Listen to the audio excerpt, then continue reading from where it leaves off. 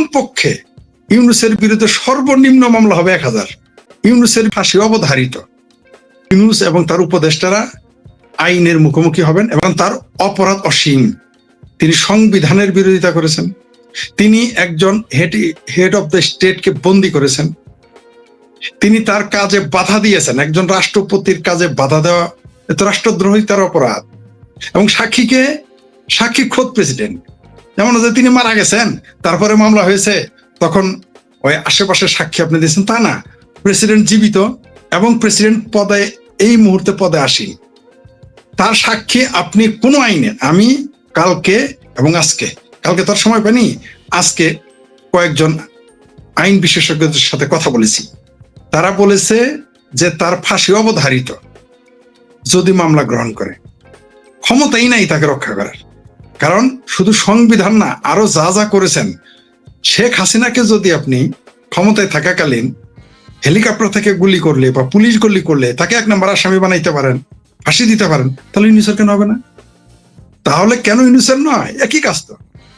যে কাজটা শেখ হাসিনার জন্য আরাম, ইউনূসের জন্য হারাম হবে কেন? শেখ হাসিনাকে যদি আপনি 450 মারার জন্য, 1400 মানুষ হত্যা করার জন্য আপনি যদি তাহলে মামলা দিতে পারেন, ফাঁসি দিতে পারেন, তাহলে ইউনূসের বিরুদ্ধে কেন হবে না? ডক্টর ইউনূসের সরকার মহামান্য রাষ্ট্রপতির সাথে যে আচরণ করেছেন, নিশ্চয়ই আপনি সে সাক্ষাৎকারের দুই পর্বই দেখেছেন, পড়েছেন। এই জন্য আসলে তার কি ধরনের শাস্তি হওয়া উচিত বলে আপনি মনে করেন? গত সরকারের লোকদের, একেবারে সরকারের প্রধান থেকে শুরু করে আওয়ামী লীগের নেতা কর্মী, সাংবাদিকদের, বুদ্ধিজীবীদের আপনি গ্রেপ্তার করে রেখেছেন গণমামলা দিয়ে, গণহারে মামলা দিয়ে। তো তাহলে ইউনূসের বিরুদ্ধে কেন হবে না?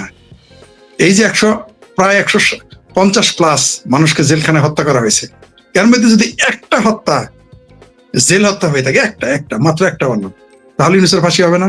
যদি শেখ হাসিনার হয়ে থাকে, ইউনূসের কেন হবে না? যদি যে কারণে ওবায়দুল কাদের, হাসান মাহমুদ, নওফেল সহ আওয়ামী লীগের নেতাদের বিরুদ্ধে মামলা করছেন, ওই কারণে তো উপদেষ্টার বিরুদ্ধে মামলা হবে।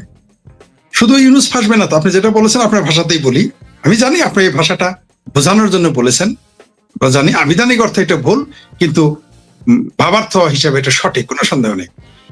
শুধু ফাঁসবে না তো ডক্টর ইউনূস জামাতের আমির, খোদ সেনা প্রধান ফেসে যাবে, পুলিশ প্রধান ফেসে যাবে, নিশ্চিত থাকেন আপনি, ফেসে যাবে তারা, একজন রক্ষা পাবে না। যারা উপদেষ্টা ছিল প্রত্যেকটা ব্যক্তির ফাঁসি হবে, কারণ সংবিধান লঙ্ঘনের দায়ে রাষ্ট্রদ্রোহিতার অপরাধ হয়। যদি প্রমাণিত হয় কেউ সংবিধান লঙ্ঘন করেছে, সংবিধানকে বাতিল ঘোষণা করেছে, কাটছাট করেছে, আপনার ফাঁসি হবে অবধারিত। পাশাপাশি একটা দেশের প্রেসিডেন্টকে আপনি, মানুষ আপনাকে যদি আমি অপহরণ করি, আমার তো 16 বছর জেল, সর্বনিম্ন জেল হলো 6 বছরের। কোনো মানুষ যদি কাউকে জিম্মি করে, অপহরণ করে, 16 বছরের জেল হবে। তাহলে একটা প্রেসিডেন্টকে আপনি অপহরণ করেছেন, এক হিসেবে জিম্মি করে ফেলেছেন, তাহলে আপনার কয় বছরের হবে? আর প্রেসিডেন্টকে তো একদম স্টেটের প্রধান, সে তো আমার মতো সাধারণ জনতা নয়, আমজনতা না। আপনার শিরোনামে যদি বলি, তিনি তো আমজনতা নন, তিনি দেশের প্রধান। আপনি তাকে জিম্মি করে ফেলেছেন, ফাঁসি হবে আপনার। কেউ ফিরে যাবে, কোনো আইনই নাই রক্ষা করার, এবং কোনো সাফাই চলবে না, কোনো সাফাই সাক্ষী চলবে না, কারণ প্রেসিডেন্ট ক্ষমতা থাকাকালীন, তার পদে থাকাকালীন বিবৃতি দিয়েছে, আপনি তাকে রক্ষা করতেই পারবেন না। বিএনপি মামলা হয়তো প্রথমে নিবে না, কিন্তু একটা পর্যায়ে নিবে, হয়তো তাকে চলে যেতে সহযোগিতা করবে, কিন্তু মামলা হবে, তার ফাঁসি হবে। তিনি যদি এই দেশে থাকেন তার ফাঁসি হবে, যদি এই দেশ থেকে পালিয়ে যায় তাহলে তার মরণোত্তর বিচার হবে। আপনি লিখে রাখেন। ফেসে যাচ্ছেন ইউনূস ও উপদেষ্টারা, আসলে এটা ফেসে যাচ্ছেন না, তাদের শাস্তি হতে যাচ্ছে। ফেসে যাওয়া তো খারাপ জিনিস, অর্থাৎ আমি আপনার নামে মিথ্যা মামলা দিয়ে দিলাম, বা আমি আর রফিক ভুইয়া সাহেব মিলে আপনার জমি দখল করার জন্য একটা মিথ্যা মামলা দিয়ে ফাঁসাই দিলাম, বিষয়টা হলো ফাঁসানো বলে। এটা তো ফেসে যাচ্ছে না, এটা তার যে অপকর্ম করেছেন, সে অপকর্মের অপরাধে তিনি শাস্তি পেতে যাচ্ছেন, শাস্তির মুখোমুখি হতে যাচ্ছেন বলে আমি মনে করি, যদি বিএনপি এই মামলাগুলো নেয়। কারণ আদৌ তার বিরুদ্ধে মামলা গ্রহণ করতে দেবে কিনা এই ব্যাপারে আমাদের এখনো কিছু হলেও সংশয় রয়েছে। যদিও বলে দিয়েছে যে কেউ মব সন্ত্রাসে ক্ষতিগ্রস্ত যারা তারা মামলা করতে পারবে।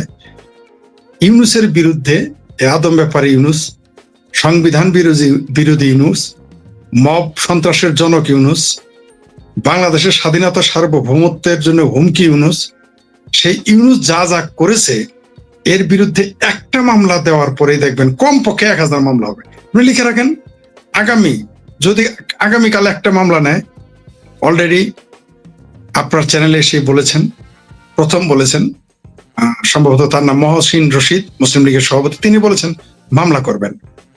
তারপরে আমরা শুনলাম ঢাকা বিশ্ববিদ্যালয়ের আইন বিভাগের অধ্যাপক, তিনিও বলেছেন মামলা করবেন।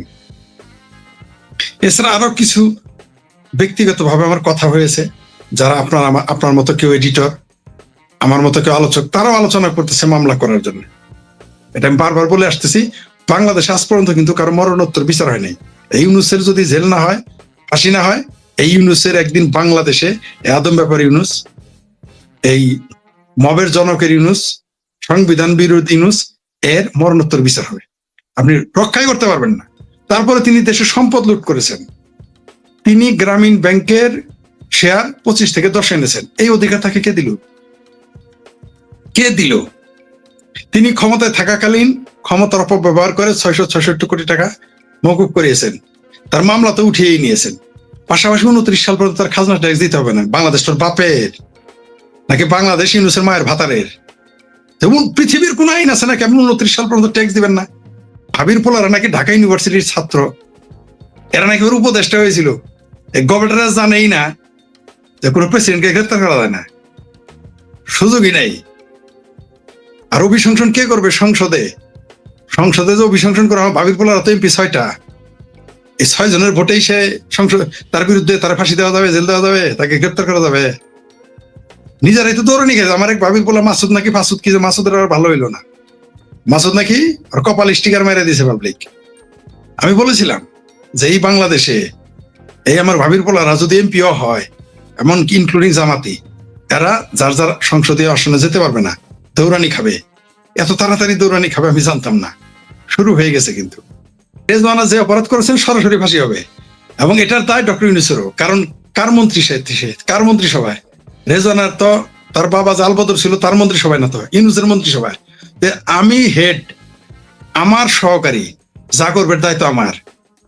এই রাষ্ট্রপতির ছবি হটানোর দায় ডক্টর ইউনূসের আগে, কারণ ডক্টর ইউনূস এটা মেনে নিয়েছে বলেই তো এটা পেরেছে, নইলে তার পারতো না। তার ফাঁসি হবে। আমি জানি না বাংলাদেশে নারীদের ফাঁসি হয় কিনা, কিন্তু রেজওয়ানার ফাঁসি হবে। এমন কি যেটা বললাম বরবাদ মাজাহার, তিনি বলেছেন ডক্টর ইউনূস 50 বছর দেশকে পিছিয়ে দিয়েছে। তার বউ তো এখানে উপদেষ্টা হিসেবে ছিল। মানে এরা এত স্ববিরোধী, এত বড় বদমাইশ, মানে মিথ্যা ধোকাবাজি বদমাইশের একটা লিমিট থাকা উচিত। তার বউ এখানে জড়িত সরকারে, সে বলতেছে এই সরকার 50 বছর পিছিয়ে দিয়েছে। আরে ভাই, আমরা শুধু বলেছিলাম যে আদম ব্যাপারী ইউনূস এই জুলাই সন্ত্রাসীদের নিয়ে বাংলাদেশকে 20 বছর পিছিয়ে দিয়েছে। আমাদের মা বাবা 14 গোষ্ঠীকে তো উদ্ধার করেছেই। আমাদের আওয়ামী লীগের দালাল, শেখ হাসিনার দালাল, তারপর মোদির দালাল, ভারতের দালাল, হিন্দুর দালাল বলে গালি দিল। আমরা তো ভাই 20 বছর বলেছিলাম। তাহলে এই যে আপনাদের যে নেতা প্যানিক ভট্ট, ল্যাংটা সুলেমানের উস্তাদ হইল বরবাদ মাজাহার, রূপে ফ্রড মাজাহার। তিনি বলেছেন যে 50 বছর পিছিয়ে দিয়েছে। উনি তো আমাদের সাথে ডাবলের বেশি বললো, 1.5 গুণ বেশি বলছে। এবার তাকে একটু গালি দেন দেখি। মানে এই দেশের মানুষ যারা, এই দেশের বট বাহিনীরা বা এই দেশের সাধারণ মানুষ, এদের চিন্তা চেতনার কথা আর কি বলবো। এই বরবাদ মাজাহার বলছিল যে জামাতের সমালোচনা করে ফ্যাসিজম। সেই দিন থেকে আমি বলেছি আজকে থেকে আমাকে কথা বলতে হবে। তখন আওয়ামী লীগ ক্ষমতায়, আওয়ামী লীগের পক্ষে কোনোদিন আমি তখন বিবৃতি দেইনি, কথাই বলি নাই। আওয়ামী লীগের পক্ষে আমার কোনো পোস্টই পাবেন না, আওয়ামী লীগের পক্ষে আমার কোনো ভিডিও পাবেন না। যেই দিন ফ্রড মাজাহার বলেছিল যে জামাতের সমালোচনা করা ফ্যাসিজম, সেই দিন থেকে মাঠে নেমেছি। তখন আমার যে গুরু হুমায়ুন আজাদ যেটা বলেছিলেন, যোগ্যরা যখন কাজ না করবে তখন অযোগ্যদের কিন্তু মাঠে নামতে হয়। মাঠে নেমেছি সেদিন থেকে। জামাতের একটা দলের সমালোচনা করে কিভাবে ফ্যাসিজম হয়, অথচ এই ফরদ মাজারের লেখা পড়ে আমরা মুক্ত চিন্তক হয়েছিলাম। মানে আমরা যাদের বই পড়েছি তাদের মধ্যে আমাদের বই মুক্ত চিন্তকের বই ওই ফরদ মাজারের বই থাকতো। তিনি একজন ছিলেন। তারাই শিখিয়েছে যে পৃথিবীর আসমানে এমন কি বলেছে যে আল্লাহ গড ভগবানকে সমালোচনা করতে ছাড়বা না। আর তারা আজকে বলতেছে যে সেটাই নাকি পাক স্বাধীনতা গণতন্ত্রের সৌন্দর্য, আর আজকে বলতেছে আওয়ামী লীগের সমালোচনা করে ফ্যাসিজম। সেদিন থেকে আমরা কথা বলা শুরু করেছি। আমরা তখন বুঝতে পেরেছি যে আমাদের দেশে বুদ্ধিজীবীরা ডিরেইল হয়ে গেছে, যোগ্যরা পৃথক হয়ে গেছে, যোগ্যরা তাদের কাজ করছে না, আমরা কথা বলা শুরু করি। নাহলে আমি কেন কথা বলবো? ওই আমি কি আমাকে কথা বলতে হবে? কেন আমি কথা বলতে পারবো? আমার কি যোগ্যতা আছে? কিন্তু যখন দেখেছি যে যোগ্যরা অযোগ্যের ভূমিকা চলে এসেছে, আমরা অযোগ্য হলো আমাদের যোগ্যতা তাদের, আমরা কিন্তু তাদেরই অনুসরণ করতেছি। আমরা কিন্তু প্রকৃত ফরহাদ মাজাহার তার কথা অনুসরণ করতেছি। আমরা কিন্তু প্রকৃত মুক্তিযোদ্ধা মেজর আখতারুজ্জামানের পক্ষে কথা বলতেছি। আমরা কিন্তু জামাতি মেজর আখতারুজ্জামানের না, আমরা প্রকৃত মুক্তিযোদ্ধা মেজর আখতারুজ্জামানের প্রতিনিধিত্ব করতেছি। আমরা প্রকৃত ফরহাদ মাজাহার, যে সে মাজাহার 80 দশকের 90 দশকের মাজাহারের আমরা প্রতিনিধিত্ব করি, আমরা তাকে অনুসরণ করি। এই মাজাহার না যে মাজাহার জামাতের সাথে গাইটে বিরতি করবে, যে মেজর আখতারুজ্জামান জামাতে যোগ দেবে, আমরা তার প্রতিনিধিত্ব করি না, করতে পারি না। যদি আমরা তাদের এক সময় কথা ভাব শীর্ষ ছিলাম। ডক্টর হুমায়ুন আজাদের কথা আমরা প্রথমে বিশ্বাস করি যে স্বাধীন বাংলাদেশে একদিন মুক্তিযোদ্ধাদের বিচার করবে পাকিস্তান ভাঙার দায়ে এই রাজাকার আলবদর। আজকে সত্য হয়ে গেল। আমরা সচেতন এই জন্য হতে বাধ্য হয়েছে। এখন আমাদের আর চুপ করা থাকা যাবে না, মাঠে নেমেছি। ডক্টর ইউনূস এবং তার উপদেষ্টাদের ফাঁসানোর জন্য নয়, তাদের আদালতের মুখোমুখি হইতে হবে। এই দেশে তারা অপরাধ করেছে, তারা ফৌজদারি অপরাধ করেছে, তারা সংবিধানে হাত দিয়েছে, তারা রাষ্ট্রপতিকে বন্দী করে রেখেছে, তারা এই দেশে মব সন্ত্রাসের পৃষ্ঠপোষক ছিল। সেই কারণে তাদের বিচারের মুখোমুখি হতে হবে। আমরা তাদের মব সন্ত্রাসের মাধ্যমে তাদের ক্ষতি বা তাদের কোনো অবস্থান আমরা দেখতে চাই না। আমরা চাই আইনের মাধ্যমে তাদের বিচার হোক, এবং এটা হওয়া চাই। এটা যদি আমরা না করতে পারি, তাহলে আমাদের দেশ, আমাদের গণতন্ত্র এবং অদূর ভবিষ্যতে যাতে এই ধরনের ঘটনা না ঘটে, তার জন্য তাদের শাস্তি দেওয়া জরুরি। যদি এটা আমরা কোনো কারণে এড়িয়ে যাই, আমাদের দেশ আবার একদিন এরকম এসে বড় অন্ধকারে পড়ে যাবে। তখন কিন্তু আমরা কথা বলবো না। কালকে যদি আওয়ামী লীগ ক্ষমতায় এসে বলে, ধরেন ফরহাদ মাজারের ভাষাতে বলে, আমি কেন, অনেকে আমাকে বলেছে ফরহাদ মাজারের কথা নিন্দা করে, আচ্ছা ধরেন কালকে যদি আওয়ামী লীগের লোক এসে বলে বঙ্গবন্ধুর সমালোচনা করা ফ্যাসিজম, শেখ হাসিনার সমালোচনা করা ফ্যাসিজম, আওয়ামী লীগের সমালোচনা করা ফ্যাসিজম, কি জবাব দিবেন? জবাব আছে? এই দেশের বুদ্ধিজীবীর একটা বুদ্ধিজীবী, আমি দায়িত্ব নিয়ে বললাম, বাংলাদেশের কোন বুদ্ধিজীবী ফরহাদ মাজারের কথা প্রতিবাদ করেনি। এই প্রতিবাদ তো তাদের করা উচিত ছিল। ফরহাদ মাজারের প্রতিবাদ করলেও কি বাঘে খাই ফেলবে? তখন তো আওয়ামী লীগ পাওয়ারে তো খাই ফেলতে, তা প্রতিবাদ করেনি। তার মানে কি, এই দেশের বুদ্ধিজীবীরা হচ্ছে ফ্রড, ওই ফ্রড মাজাহার, বরবাদ মাজাহারের মতোই ফ্রড। তাই এমনকি এই ফ্রড মাজাহার যার নাম নিলাম বরবাদ মাজাহার, এই ইউনূসের সাথে তাকেও আসামি করতে হবে। এই চিঙ্কু মামেরাও এই বাংলাদেশে মব সন্ত্রাসের সাথে জড়িত, উস্কানি দাতা, এদের সহযোগী হিসেবে এদের বিচার করতে হবে। বিএনপির ভিতরে বৃহত্তর একটা অংশ জামাতের হুবহু একেবারে মাইন্ডসেট আপ হুবহু এক, কোনো সন্দেহ নেই। তাই তারা অ্যাকশনে যাবে না। আপনার সাথে এটা আমি একমত। কিন্তু ওই যে একটা কথা আছে যে অনির্বাচিত সবচেয়ে ভালো সরকারের চাইতে নির্বাচিত সবচাইতে নিকৃষ্ট সরকারটাও ভালো। কেন জানেন? কারণ আইনের শাসন সে কায়েম করতে বাধ্য। সে স্থগিত করে রাখতে পারবে আদেশ, কিন্তু বাতিল করতে পারবে না। আপনাদের মনে থাকার কথা, দেলোয়ার হোসেন সাইদি দেইলে রাজাকার, তার কিন্তু এমপিত্ব বাতিল হয়ে গিয়েছিল। বিএনপি সেটা ওভার স্টে করে রেখে সে স্থগিত করে দিয়েছিল। সরকারে বিএনপি কিন্তু তাকে কিন্তু এটা রক্ষা করতে পারে নাই। পরে কিন্তু রায় ঠিকই হয়েছে, তার এমপিত্ব বাতিল। তো আইনের কিছু সুবিধা আছে। বিএনপির আমলে আপনাদের মনে থাকার কথা, ফার্মগেটে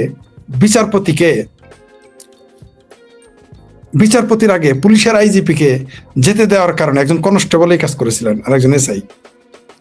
এই কারণে আইজিপির কিন্তু চাকরি চলে গিয়েছিল বিএনপির আমলে, এটা মনে রাখতে হবে। সে আইজিপির কিন্তু চাকরি পরে চলে গিয়েছিল। 8 মাস পরে আইজিপির চাকরি চলে যায়, কনস্টেবলের চাকরি যায় না, এসআই এর চাকরি যায় নাই। আদালত একটা গণতান্ত্রিক রাষ্ট্রে গণতান্ত্রিক সরকার থাকলে সেটা যেভাবে নির্বাচিত, তাকে মিনিমাম দায় দায়িত্ব নিতে হবে। হয়তো এই সরকার ইউনূসের রায়টা দেরি করাবে। যেমন আপনি খেয়াল করেন, সাগররনী হত্যা মামলা নিয়ে কত গাল গল্প আমরা শুনেছি, কত গপ্প। 17 মাস কিন্তু এই ইউনূসের সরকার এটা রায়, এর চার্জশিটই দিতে পারে নাই। আমরা আগে শুধু আওয়ামী লীগকেই দোষেছি, অথচ এটা যদি আওয়ামী লীগের বিরোধিতা হতো, আওয়ামী লীগ যদি এর সাথে জড়িত থাকতো, কত গল্প শুনেছি যে আওয়ামী লীগ নাকি সাগররনী হত্যার সাথে জড়িত। এমনকি আমাদেরও কিছুটা ভেতরে ভেতরে সংশয় ছিল, কিন্তু 17 মাসেও কিন্তু এই ইউনূসের মতো জালিম সরকার, আলট্রা ফ্যাসিস্ট সরকার, তারা কিন্তু এটা চার্জশিট দেয় নাই। তার মানে কি বোঝা গেল? যে সরকার না চাইলে অনেক কিছু হয় না, কিন্তু আপনি সেটা বাতিল করতে পারবেন না। ধরে নিলাম মহসিন রশিদ সাহেব মামলা করলেন, অধ্যাপক কার্জন স্যার মামলা করলেন, বা আমি মামলা করলাম, বা কমরেড সামাদ মামলা করলো, বা যারা ভুক্তভোগী তারা মামলা করলো, আরো যারা আছে। আপনি সেই মামলাটাকে দেরি করাইতে পারেন, রায় হয়তো আপনি কিছুদিনের জন্য পোস্টপোন করে রাখতে পারেন, কিন্তু আপনি নিষিদ্ধ করতে পারবেন না। আজ হোক কাল হোক বিচার হবে। সেই জন্য বলেছি যে আমরা যে বললে লাভ হবে, কথা বললে লাভ হয়, তার প্রমাণ এই যে দর্শক প্রতিক্রিয়া দেখিয়েছেন। মানে আমরা কথা বলতেছি বলেই তো তিনি একটা প্রতিক্রিয়া দেখালেন, মানে একটা ফল আসে। যখন কেউ না কেউ মামলা করবে, কোনো না কোনো আদালতে সেটা রায় হবে।